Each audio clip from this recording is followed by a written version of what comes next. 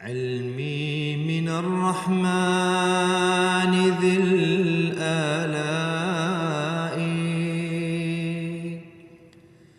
بالله حزت الفضل لا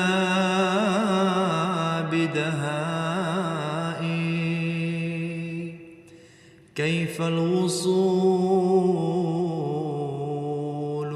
إلى مدارج شكره نثني عليه وليس حول ثنائي.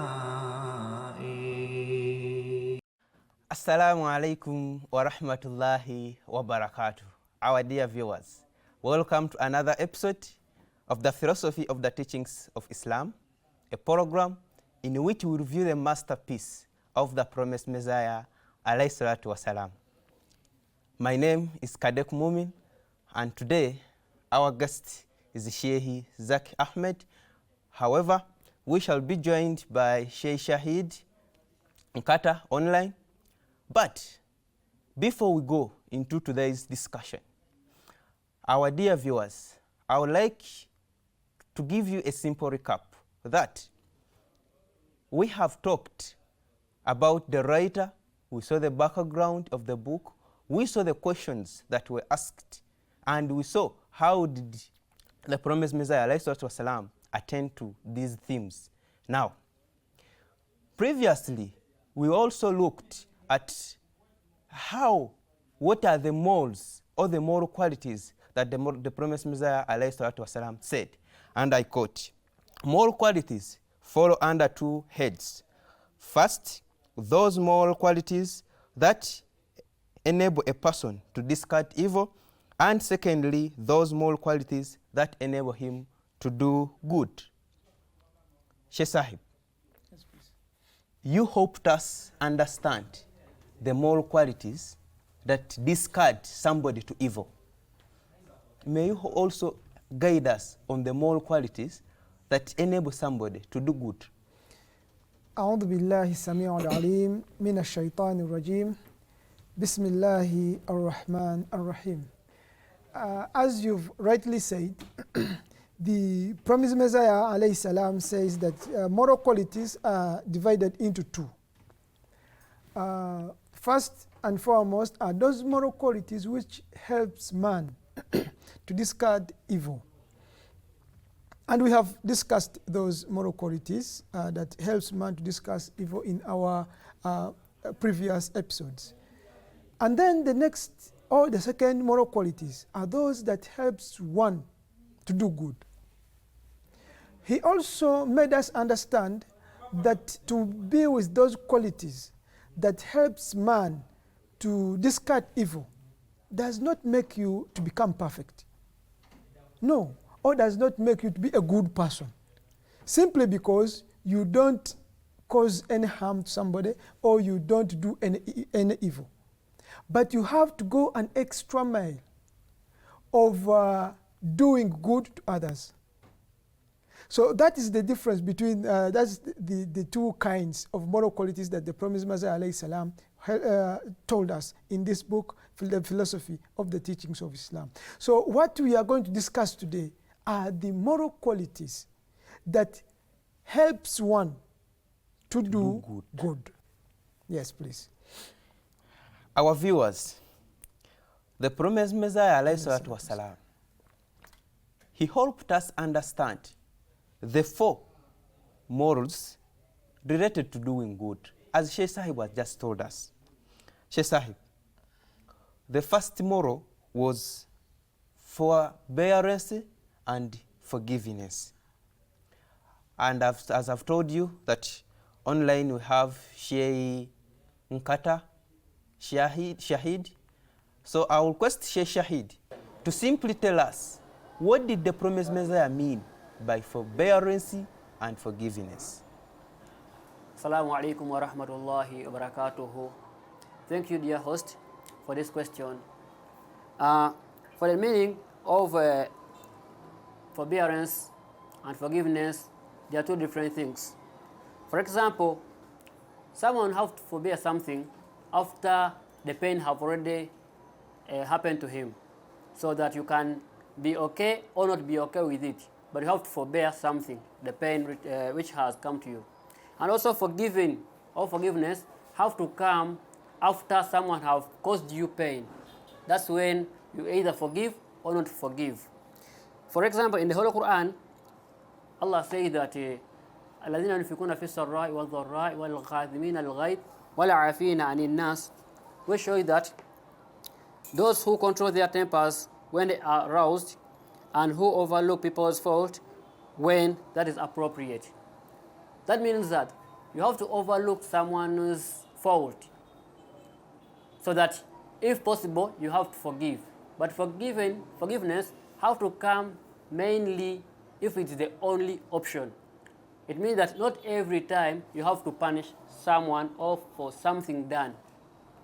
You may see that forgiveness is the best option or not the best option. If it's the best option, then you have to forbear, then you forgive someone, because there are some people which you see that if he is forgiven, he can change and become a good person. Or if someone is forgiven, he will never change, and for that person have to be punished. Surah Ashura, verse 41, say that وَجَزَاءُ سَيِّئَةٍ سَيِّئَةٌ مِثْلُهَا فَمَنْ عَفَا وَأَصْلَحَ فَأَجْرُهُ عَلَى اللَّهِ إِنَّهُ لَا يُحِبُّ الظَّالِمِينَ, which is that can be translated like the recompense of an injury is a penalty in proportion thereto, but whose forgives and effects thereby a reformer in the offender, and no harm is apprehended, that is to say, exercise forgiveness on its appropriate occasion will have his reward with Allah.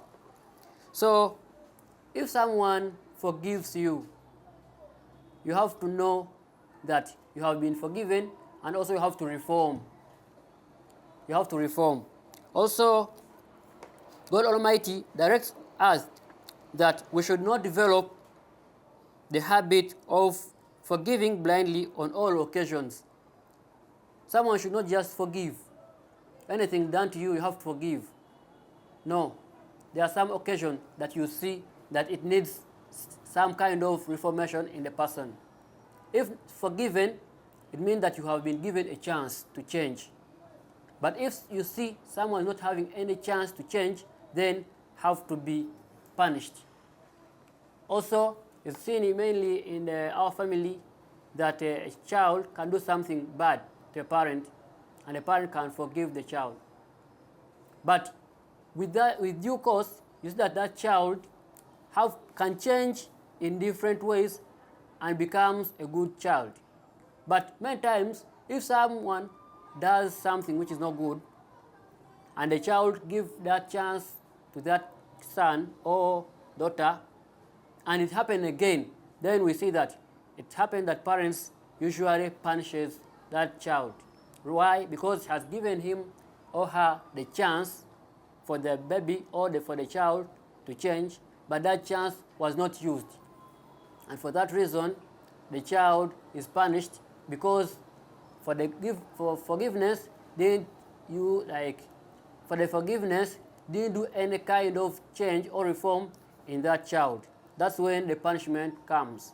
And also, we see usually that if someone does kind of pain to you, you feel like you can forbear such kind of pain on your heart. And if you forbear, it means that you should not keep it for long, that it stays with you all the time. But you forbear, and also you forgive. And if it happens again, that's when punishment comes. So that saying also, they're saying that second chances usually come when the first chance was already given to that person, and you say that no, second chance is needed. And if second chance is given to someone, we see that there is a kind of change or reform in that person. But if that person who is being hurted see that forgiveness cannot help the person to change or to reform, then he has to be punished. Because Allah, as we have seen, that جزاء سيئة سيئة مثلها. See, whoever is being given hurt have to also repay for it. But he said, وَمَنْ أَفَى وَأَصْلَحَ. And if you forgive and then someone reforms, then فَأَجْرُهُ عَلَى اللَّهِ. Then Allah is the one to reward you. It means that afa comes when you've seen a chance in that person that he can reform. But apart from that, forgiveness or repentance cannot happen to a person, and you cannot forbear someone's mistake, which can be done again and again and again. And also forgiveness cannot come if it is done many times. It only comes with a chance that that person is ready to change. Sheikh Sahib, Yes, please. do you have any supplement to what Sheikh has told us? Sheikh Saib has really told us and given us the definition and that deep insight of the promised Messiah alayhi salam, which he showed us in his book, The Philosophy of the Teachings of Islam. Remember, the promised Messiah alayhi salam, when he was discussing the topic of benevolence and forgiveness, he told us that it should be remembered that forgiveness is not a moral quality in itself. It is a natural impulse which is found in children also. So, you know, the promised Messiah alayhi salam told us that the qualities we have, the natural qualities we have, are the same qualities that are found in even other creatures. Take, for example, a bull or a cow. You can hit it hard. The best it can do is to look at you and walk away. It means it has forbeared that pain. You have hit it hard with your rod or with your stick. It has forbeared that pain. And even sometimes it walks away without doing anything. So that action might be defined as forgiveness to you. Even a child. The promised Messiah alayhi salam himself tells us that in his book gives us an example of a child who even does not have understanding and sense of things that are going on. And he says that you may injure the child just this moment. After 15 minutes, the child comes back to you smiling, forbearing all the pain that you've inflicted on him. And also the action of coming back to you smiling means that it has forgiven you. So in itself, forgiveness or forbearance is not a high moral quality because it is natural. But when you direct it with understanding and you act with forgiveness at its appropriate time and place, then it is a moral quality. It ceases to be natural and advances to another stage, but it's the same act. That is why the founder of the Ahmadiyya Muslim community says that it will become a moral quality when it is exercised in its appropriate place and on appropriate occasion. Otherwise, it would only be a natural impulse. So that is it. Forgiveness is good, as he has told us. He has explained from the books of the promised Messiah. And forbearance is also good. But not every time that one has to be forgiven. The verse which was recited says that جَزَاءُ سَيِّئَةٍ سَيِّئَةٌ مِثْلُهَا. The promised Messiah alayhi salam tells us in his own words that the recompense of an injury is a penalty in proportion thereto. But whosoever forgives and effects thereby a reform in the offender, and no harm is apprehended, that is to say, exercises forgiveness on its appropriate occasion, will have his reward with God. So this means that mere forgiveness to somebody is not actually a moral quality. Because some people reform when they are forgiven. And some people reform when they are punished. So it is you to judge. If this person shows remorse and vows not to repeat that act, that evil that he has done to you, and you forgive that person because you see the remorse and you see the attitude in him to reform, then that is a moral quality. And punishment here will not work. But if you see that the person is not remorseful, and what will reform him is to make him test the evil effect of his actions, then you have to punish him. And that will be an act which is done at its appropriate time And its appropriate place. And this is what Islam and the Book of God demands from us. It's not merely to forgive. Even you see a child, if you are only forgiving like a child, then you are prone to trouble.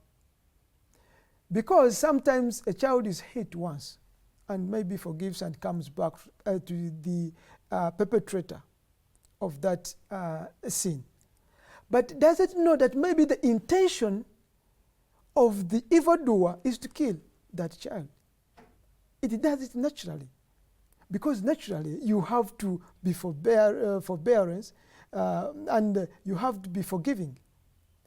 But the child misses the point that maybe this person who is doing this to me has a greater evil he intends to do on me. So the reason has to be implied. And if you don't imply it, it ceases to be a moral quality and it remains a natural one. That's why the promised Messiah alayhi salam says that divine wisdom and God's true and perfect book have made every moral quality subject to time and place of its proper exercise. They are in you, those moral qualities, but the difference between the natural and the moral is the appropriate time and understanding and reason of what you are doing. Thank you, Sheikh Sahib.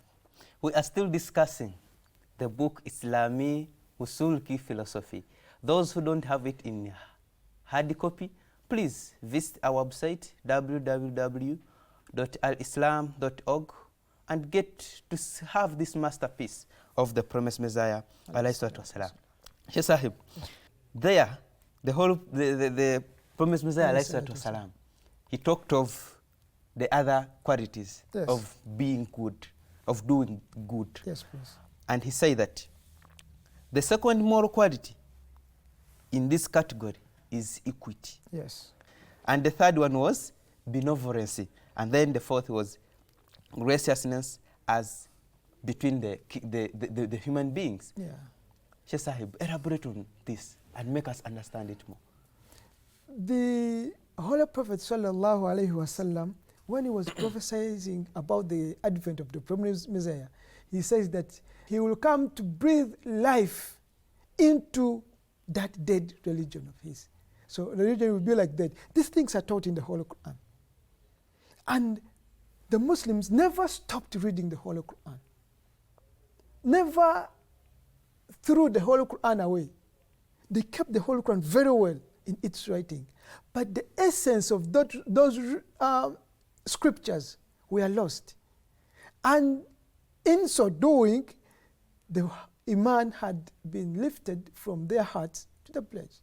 So the promised Messiah was coming to revive, to revamp, to reform the teachings, or to reform the ways of the Muslims and tell them that this is what you have to do, to bring them back to their senses. Now he's telling us about the verse, what you have, the three stages of the moral qualities that enables one to do good. One of them is benevolence and forgiveness. And the second one is equity. The third one is benevolence. And the fourth one is being generous, as if between kindreds. Now, the verse of the Holy Quran says that إِنَّ اللَّهَ يَأْمُرُ بِالْعَدْلِ وَالْإِحْسَانِ وَإِيتَاءِ ذِي الْقُرْبَى. Those are the three qualities that the Promised Messiah is saying here. Now, while translating this verse, the Promised Messiah says that إِنَّ اللَّهَ يَأْمُرُ بِالْعَدْلِ وَالْإِحْسَانِ وَإِيتَاءِ ذِي الْقُرْبَى وَيَنْهَى عَنِ الْفَحْشَاءِ وَالْمُنكَرِ وَالْبَغْيِ. This means that we are commanded to return good for good, and to exercise benevolence when it is called for, and to do good with natural eagerness as between kindred when that should be appropriate. These are three things. Doing good in return of good. Adil, justice, as we say it. You've given me something, I give it back to you. You know? And this is the very first stage. Even children do the same. When you see a child going frequently to somebody, then you realize that this person is always good to him. And you see that he's avoiding one person, then it clicks your mind that maybe this person sometimes beats him, or does something bad to him, or does not give him what he wants. Maybe this child, this person here, is used of giving him sweets. Yes. So we'll be going to, Shezak has been giving me sweets. Why don't I go to him? That is the return of good. Because it thinks that if you give him sweet, he should come to you smiling, play with you, because you are good at him. This is the very first stage. Doing good. The Promised Messiah says that even an average person can do that. But that is the beginning. Should I think that the world as per now, we went off social justice, or we are still practicing social justice? It's not, actually, if we feel that the world is at peace, then it means that we are doing justice to justice itself. Just as our beloved Huzul is ever emphasizing Yes. for us. He always tells us that without justice, peace cannot prevail in this world. So we need this teaching of Islam. And we need the very fundamental teaching of Islam is missing in the world. That is justice. And if we exercise justice now to each other, between countries, between continents, between races, then rest assured there will be peace. But that peace will come because you are acting on the very lowest gradation among the three types of gradation that are mentioned in this verse. Sheikh Sahib, the second gradation is a little more difficult than the first, and that is to take the initiative in doing good out of the pure benevolence. Of course. That makes it, that's why I said that the first one, and the Promised Messiah said it, that the first one is easy. Anyone can do it. But even that easier one, some people fail to do it. A lot of them, even nations, have failed to do it, and that's why we are in this dilemma of riots here and there, wrangles and wars here and there. But the Promised Messiah now described the second one, that is more difficult, actually, than the first one. Because here you are not waiting for one to do good to you.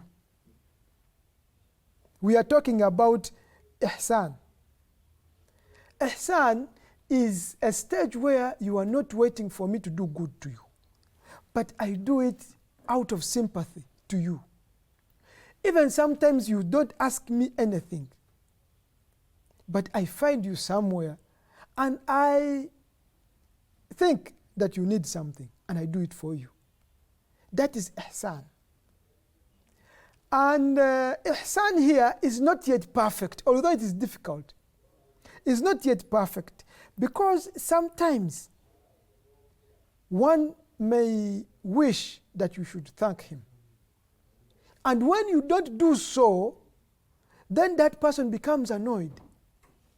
And sometimes he even reminds you about the good he has done to you. That is the second person. It is not yet perfect.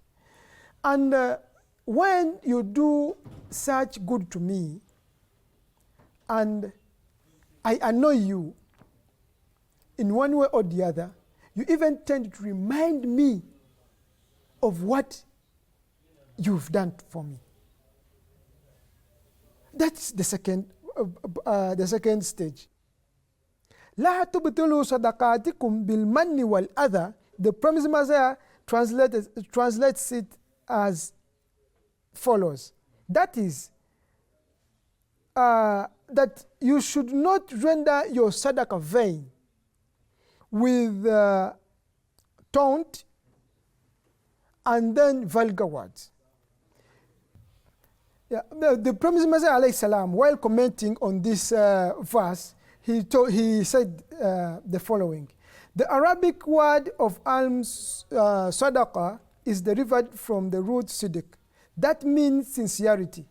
If the heart is not inspired by sincerity in bestowing alms, the alms giving ceases to be alms and become mere display.